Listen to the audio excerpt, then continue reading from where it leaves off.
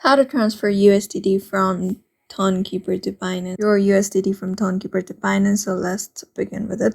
First of all, open your Binance app, and here you'll get a deposit option if you have verified your account.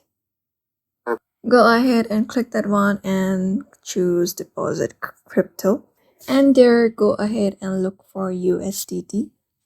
And then there you'll see a bunch of networks. Just tap on one of the network and copy the wallet address. After that, go to your Tonkeeper app. And then from this point ahead, you're gonna select your Tron here. So right now, I don't really have a Tron cryptocurrency as of the moment. So let's pretend that the Ton coin here is our Tron right now. Tap on it. And after doing so, you're gonna hit the send button. And here you're gonna paste the address that you just copied from Binance app. And then you can go ahead and hit continue. And then transfer the USDT. And after tapping on the continue, and then confirm it for the one last time and transfer your USDT from Tonkeeper to Binance.